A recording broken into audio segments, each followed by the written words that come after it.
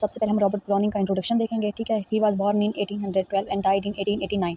Robert browning was a British poet and play right. कौन सा poet था? British poet था and play right who is known for his dramatic monologue. ये मतलब ज़्यादातर किस लिए फेमस है? ड्रामेटिक मोनोलॉग यूज़ करेंगे। अब ड्रामेटिक मोनोलॉग क्या होता है? जिसमें एक सिंगल स्पीकर होता है, मतलब सिर्फ बाकी सारे लिसनर होते हैं, वो एक सिंगल ही पर्सन होता है, वो स्पीकर खुद नहीं होता, लेकिन जो स्टोरी होते हैं उसके अंदर जो होता है हमारे पास जो करेक्टर होता है वही खुद ही स्पीक कर रहा होता है और स्टोरी बयान कर रहा होता है। मेन सिंगल स्पीकर होता है इसके अंदर, which are characterised by their psychological depth and complexity. He is considered one of the most important Victorian poet. उसके अंदर क्या था? साइकोलॉजिकल डेप्थ होती थी, पेचीदगी वगैरह होती थी उसके प्लेस के अंदर, ठीक है। उसके बाद ये कौन फेमस पोएट है? कौन सी एज का? विक्टोरियन एज का, ठीक है। उसके बाद browning was born in Camberwell, London, England, the son of a wealthy bank clerk. London में पैदा हुआ था, एक बैंक क्लर्क का बेटा था ये। He was educated at home by his father. ये किसने एजुकेट किया था? अपने उसके फादर ने ही, at home.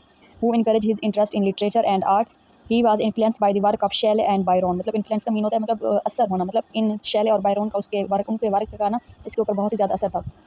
In 1833, Browning published his first book of poetry, Pauline, a fragment of confession. In 1840, he met the poet Elizabeth Barrett, with whom he fell in love and they got married. 1846, मतलब ये एक लड़की से मिला था, ठीक है, फिर उससे इससे प्यार हो गया, वो भी एक पोइट थी, फिर इनकी शादी होगी 1846 के अंदर। Browning wrote his most famous work including men and women. इसके 3-4 ये वर्क लिखे हुए, इनमें से आप लोग कोई भी आसान कर सकते हो। आप मैंने पहला हाईलाइट किया, ये भी कर सकते हो, मैन एंड वुमेन 1855 के अंदर, ठीक है। फिर ये लास्ट वाली लाइन करोगे यहाँ पे, टेनिसन जो है, अल्फ्रेड लॉर्ड टेनिसन जो था, उसने इसके बारे में क्या कहा? He called him the greatest poetic mind of our century, ठीक है। Browning died in Venice in 1889। Venice के अंदर इसकी डेथ हुई थी 1889 के अंदर। And he was buried in poet corner in Westminster Abbey in London. मतलब ये इसकी कब्र वगैरह कहाँ है? ग्रेव कहाँ है? लंदन के अंदर है। उसकी जो पोएम है सेकंड, वो है हमारे पास माई लास्ट टचेस। इसका इंट्रोडक्शन देखेंगे। सबसे पहले हम इसका इंट्रोडक्शन ये देखेंगे। ये पोएम पब्लिश हुई थी as a dramatic monologue, sorry हाँ यहाँ पे ड्रामेटिक मोनोलॉग, यानी ये क्या है? पोएम एक ड्रामेटिक मोनोलॉग में लिखी गई, जिसके अंदर क्या है? एक सिंगल स्पीकर होगा और जो ऑडियंस या लिसनर होंगे वो क्या होंगे? बिल्कुल साइलेंट होंगे, ठीक है। ये पोएम फर्स्ट पब्लिश हुई थी, किस नेम से हुई थी? ड्रामेटिक लिरिक्स इन 1842। सबसे पहले इसका नाम क्या था? ड्रामेटिक लिरिक्स था 1842 के अंदर। And then given its present title in 1849। अब उसका प्रेजेंट टाइटल क्या है? My last touches. कब इसे ये टाइटल मिला? 1849 के अंदर। और ये किस फॉर्म में लिखी गई है? ड्रामेटिक मोनोलॉग के अंदर, ठीक है। इसके अंदर स्टोरी जो हमें बताई गई है, ठीक है। ड्यूक बोलते हैं किंग को, ड्यूक ऑफ फिरारा। फिरारा यानी एक मुल्क है, ठीक है। उसका कौन है? किंग है, ड्यूक, जिसका नाम क्या है? Alfonso second. फिर उसकी एक वाइफ है लुक्रेजिया, ठीक है, जो मर जाती है, ठीक है। फिर इस पोएम के अंदर ना जो अल्फांसो सेकंड है, जो ड्यूक है फिरारा का, वो फिर स्टोरी बताता है अपनी वाइफ लुक्रेजिया की, वो किस तरह मरती है, वो कैसी थी, किस तरीके से, इस तरीके से। ये था इसका सिंपल सा इंट्रोडक्शन। अब मैं आपको लोगों को इसकी स्टोरी बताऊंगी, ठीक है, पोएम की। इसके अंदर सिंपल स्टोरी ये है कि एक ड्यूक होता है, ठीक है। उसकी जो नेबर कंट्री होती है, वहाँ से एक आता है मैसेंजर।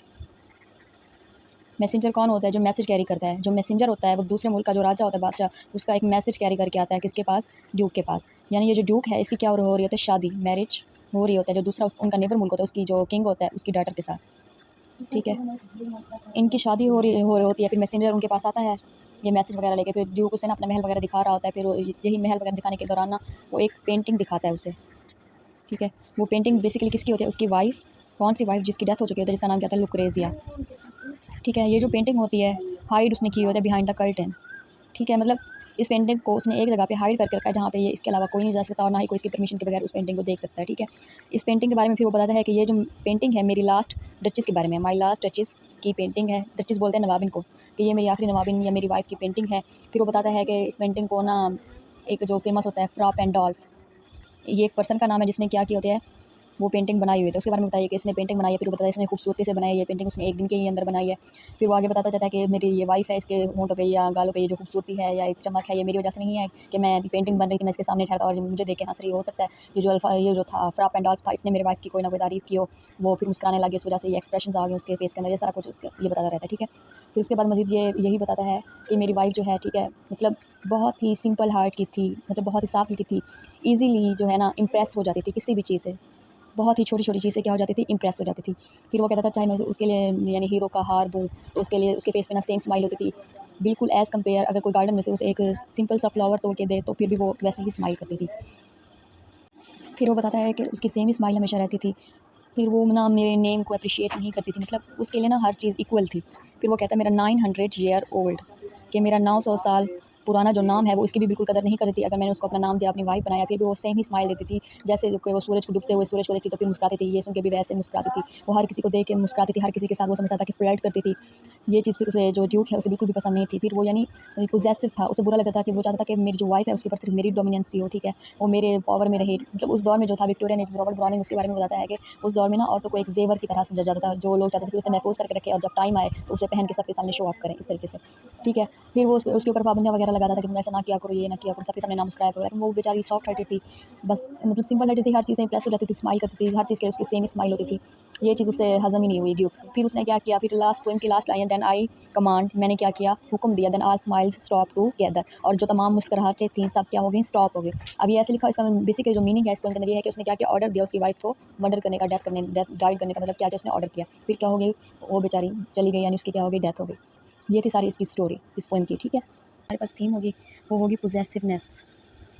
पोजेसिवनेस आप लोगों को पता है क्या होता है। पोजेसिव होना मतलब जो चीज़ हमारी है वो हमारी ही रहे, किसी और की ना हो। कंट्रोल शो करना कि जो हमारी है हमारी। मतलब इस पोएम के अंदर पोजेसिवनेस कैसे शो होगी, जब राइटर चाहता था कि वो मेरे लिए ही स्माइल करे, किसी और के लिए ना करे, जिस तरह मेरे लिए स्माइल करते बिल्कुल वैसे औरों के लिए ना करे। मतलब वो बहुत पोजेसिव था, वो चाहता था मेरी वाइफ है ना सिर्फ मेरे लिए ही स्माइल करे, ना कि किसी और के लिए, ठीक है। सेकंड जो हमारे पास थीम होगी वो होगी जेलिसी की। जेलिसी कैसे, कि वो जेलिस हो सकता कि मैं उसको एक हीरो का हार अगर गिफ्ट को तो वो सेम स्माइल करती है, अगर कोई इसको सिंपल सा फ्लावर गिफ्ट करते तो भी वो सेम स्माइल करते हैं, इस वजह से वो क्या होता था, जेलिस होता था। नेक्स्ट हमारे पास होगी सोशल स्टेटस की। अब यहाँ पे सोशल स्टेटस की बात कैसे आएगी कि ड्यूक यहाँ पे जिक्र करता है 900-year-old नेम, कि हमारा 900 साल पुराना ख़ानदानी नाम है, ठीक है। ड्यूक जो है, सॉरी डचेस जो है उसकी कदर नहीं करती, ठीक है ना। फिर यहाँ पे ना वो एक अपने सोशल स्टेटस, यहाँ ये क्या शो कर रहा है, अपर सोशल स्टेटस या अपर क्लास को शो कर रहा है, ठीक है। फिर वो डचेस जो है वो क्या शो कर रही है, लोअर स्टेटस को। ये क्या है, उसका स्टेटस ही बहुत ही ज़्यादा क्या है, लोअर है। वो सिंपल चीज़ों से खुश हो जाती है, एक फूल से खुश हो जाती है।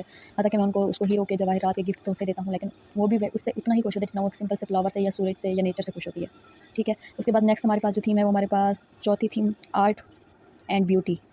अब आर्ट एंड ब्यूटी के अंदर क्या होगा, आर्ट कैसे शो हो रहा होगा, पेंटिंग के ज़रिए। जिस पेंटिंग के बारे में वो जिक्र कर रहा होता है, ब्यूटी किसकी होगी, डचेस की, ठीक है। इस पोएम के अंदर फिर वो एप्रिशिएट करता है आर्ट को, पेंटिंग को बहुत ज़्यादा खूबसूरत बनाई हुई है। ब्यूटी की डचेस के बारे में बताता है कि वो बहुत ही ज़्यादा खूबसूरत है, ठीक है। इसलिए सारी चीज़ें आर्ट को भी बहुत एप्रिशिएट करता है, ठीक है। उसके बाद नेक्स्ट हमारे पास जो थीम है वो हमारे पास पावर डायनामिक्स। इसके अंदर क्या होगा, पावर मीन कंट्रोल। किसका कंट्रोल, ड्यूक का, किसके ऊपर, डचेस के ऊपर। इवन कि वो मर गई है फिर भी उसने क्या किया, उसकी पेंटिंग को एक कर्टेन्स के पीछे छुपा के रखा हुआ है। ये क्या चीज़ शो करने के लिए, अपना कंट्रोल शो करने के लिए, ठीक है। नेक्स्ट हमारे पास जो 6 नंबर पर थीम होगी वो होगी मैडनेस। मैडनेस किसे बोलते हैं, पागलपन को। अब यहाँ पे मैडनेस कब शो होगी, जब वो कहता है then I gave command, then all smile stops together. यहाँ पे क्या शो हो रही है, मैडनेस शो हो रही है, ठीक है बेटा। अब हम देख रहे हैं इसके अंदर थीम तो हमने देख ली, अब हम इसके अंदर देख रहे हैं सैम्पल्स कौन कौन सी हैं, ठीक है। सबसे पहले जो हमारे पास सैम्पल है, पोर्ट्रेट या पेंटिंग ऑफ डचेस, ठीक है। अब ये क्या चीज़ सिंबलाइज़ कर रही है, एक तो खुद डचेस को रिप्रेजेंट कर रही है, हर सेल्फ उसको, और उसकी ब्यूटी को रिप्रेजेंट कर रही है। क्या चीज़, उसका जो पोर्ट्रेट है या जो पेंटिंग बनी हुई है वो चीज़। सेकंड है कर्टेन, कर्टेन्स बोलते हैं पर्दे वगैरह जो होते हैं उसको, ठीक है। अब यहाँ पे पोएम के अंदर जब मैसेंजर को अपनी डचेस पे महल दिखा रहा होता है, अपना वो क्या दिखाता है, एक पेंटिंग दिखाता है जो कि हाइड की हुई है किसके अंदर, कर्टेन्स के अंदर। अब यहाँ पे जो डचेस है ये क्या शो कर रहे हैं, ड्यूक का control of Duke over duchess even after her death. यानी उसके बनने के बाद भी उसकी तस्वीरों पर, उसकी याददाश्त पर, हर चीज़ पर क्या है, ड्यूक का एक किस्म का कंट्रोल है, कब्जा है, ठीक है। उसके बाद थर्ड जो हमारे पास सिंबल होगी 900-year-old नेम।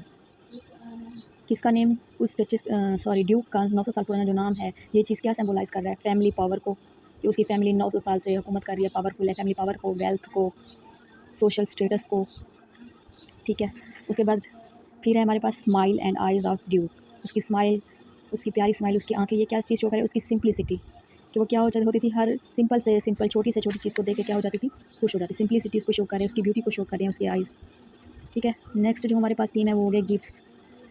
पोएम के अंदर जो हमारा नरेटर है, ठीक है ना, वो हमें बताता है कि वो क्या करता है, उसको हीरे जवाहरात के गिफ्ट वगैरह देता है, तोहफे देता है। अब ये जो गिफ्ट हैं ये क्या चीज़ सिंबलाइज़ कर रहे हैं, कंट्रोल करना। यानी क्या, ड्यूक जो है गिफ्ट्स के ज़रिए कंट्रोल करना चाहता था डचेस की अटेंशन को, उसकी अफेक्शन को, कि वो क्या हो, उसकी अटेंशन सिर्फ मेरे लिए, उसकी स्माइल भी सिर्फ मेरे लिए हो। ये थी इसकी सारी सिंबल्स।